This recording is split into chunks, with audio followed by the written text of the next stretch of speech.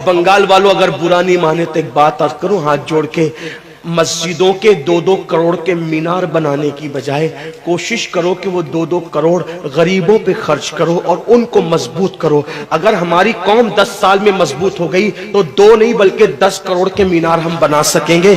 इसलिए मेरी गुजारिश है, जलसों के खर्चे भी कम करो, शादियों के खर्चे भी कम करो और सब खर्चे कम करके अपनी कौम को मजबूत करो। हुजूर अलैहिस्सलाम इसीलिए तशरीफ लाए थे। तो दीनदार बनो, मालदार बनो और नंबर 3 एजुकेशन पे बहुत मेहनत करो।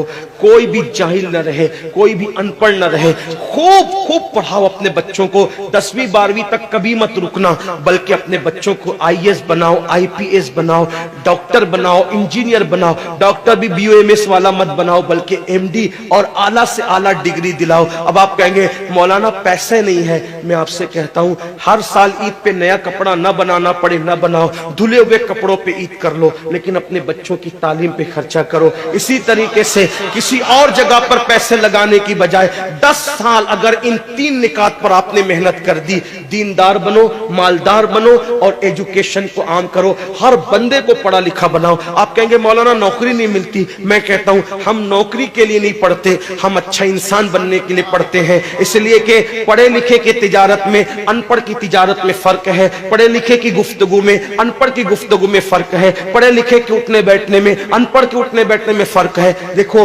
आप ये नहीं कहता हूं कि आप सब अनपढ़ हो, लेकिन एक बात आपसे कहता हूं, महफिल में पढ़े लिखों का अंदाज और होता है, अनपढ़ लोगों का अंदाज और होता है। खाने में, पीने में, उठने में, बैठने में तालीम को आम करो।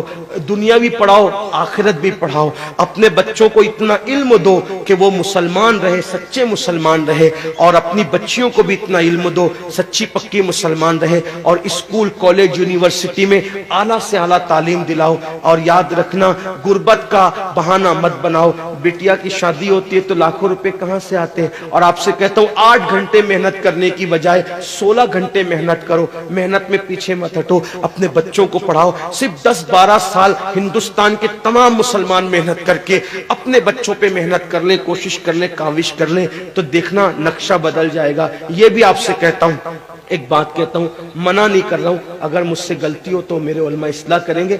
आप मेरी जात को देख के कबूल नहीं करना। बाप के चेहलुम पर 40 देग पकाने की बजाय 1 देग पकाओ।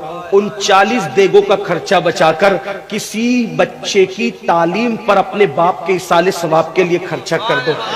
पीर साहब के मजार पर 1 लाख की चादर ला के डालने की बजाय 100 रुपए की चादर डाल दो। बाकी के पैसे बचाकर गरीबों की तालीम पे खर्चा कर दो। पीर साहब के इसाले सवाब के लिए वो उस 1 लाख की चादर से जितना खुश होंगे, वो 100 रुपए की चादर से भी उससे ज्यादा खुश होंगे, क्योंकि आपने किसी को उठा दिया, किसी को आपने तरक्की पे ले गए। एक बात कहता हूं, मेरा पीर जन्नती है तो मेरे पीर को मेरी 1 लाख की चादर से क्या गरज। उसको तो जन्नत में उससे बेहतर लिबास मिल चुका है, उसको तो 1 लाख का उससे बेहतर लिबास मिल चुका है। तो ये बातें तल्ख लगे, माफ करना, लेकिन आपसे एक बात कहता हूं, रसूमात से निकलो, हकीकतों की तरफ आओ। रसूमात से निकलो, सच्चाइयों की तरफ आओ। एक दूसरे को गिराने की कोशिश मत करो, एक दूसरे को उठाने की कोशिश करो। आपस के झगड़े खत्म करो। तेरा सिलसिला बड़ा, मेरा सिलसिला बड़ा, तेरी बिरादरी बड़ी, मेरी बिरादरी बड़ी, तेरा पीर बड़ा, मेरा पीर